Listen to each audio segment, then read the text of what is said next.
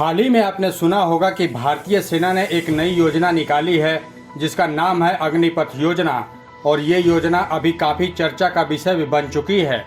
अग्निपथ योजना के खिलाफ देश के अलग अलग राज्यों में विरोध भी किया जा रहा है। इस खबर में हम आपको बताएंगे कि अग्निपथ योजना क्या है और अग्निपथ योजना के फायदे और नुकसान क्या क्या हैं। बता दें कि भारत के रक्षा मंत्री राजनाथ सिंह ने 14 जून 2022 को अग्निपथ नाम की योजना शुरू करने की घोषणा की थी। वहीं मंगलवार 14 जून को भारतीय सेना ने अग्निपथ नाम की एक योजना निकाली। ये एक तरीके से बेरोजगार युवाओं को कॉन्ट्रैक्ट बेस पर 4 साल की अस्थायी नौकरी दी जाएगी, जिसके बाद कई सारे लोगों को सर्विस छोड़नी पड़ेगी और शायद कुछ लोगों को रख भी लिया जाए। अग्निवीरों की उम्र 17 से 21 साल के बीच होगी। 30-40 हजार रुपए प्रति माह वेतन मिलेगा।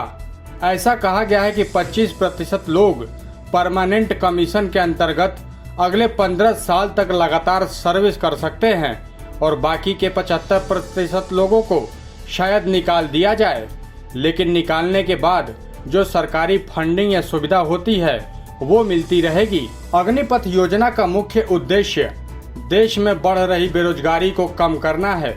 मतलब इस योजना के तहत अधिक से अधिक लोगों को रोजगार के अवसर प्राप्त होंगे।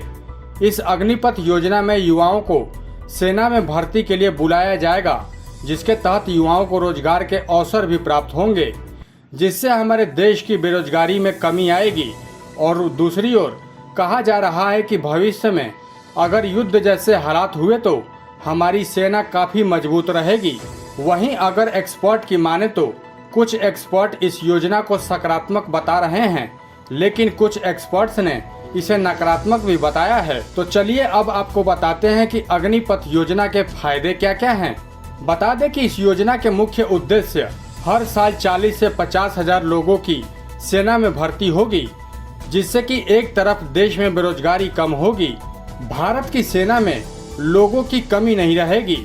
एक तरफ से सकारात्मकता से देखें तो हमारे देश के 18 से 22 साल के युवाओं को जब मिलिट्री ट्रेनिंग मिलेगी और साथ में 30,000 सैलरी और 48 साल का बीमा, इस योजना के तहत देश की सुरक्षा मजबूत होगी और इसे नौजवानों को मिलिट्री सर्विस का मौका देने के लिए लाया गया है। वहीं 4 साल आर्मी में नौकरी करने के बाद अग्निवीर के अनुभव से विभिन्न क्षेत्रों में प्राइवेट और सरकारी नौकरी मिलने के अवसर भी प्राप्त होंगे। 21 साल का युवा महज 4 साल के बाद ही भूतपूर्व सैनिक होने का गौरव हासिल कर लेगा, जबकि अग्निपथ योजना के तहत वायुसेना तथा नौसेना में महिलाओं को भी प्राथमिकता दी जाएगी। जो लोग नौकरी करना चाहते हैं उन्हें केंद्रीय सुरक्षा बलों में, राज्य पुलिस में प्राथमिकता दी जाएगी। अब आपको बताते हैं कि अग्निपथ योजना के नुकसान क्या क्या हैं।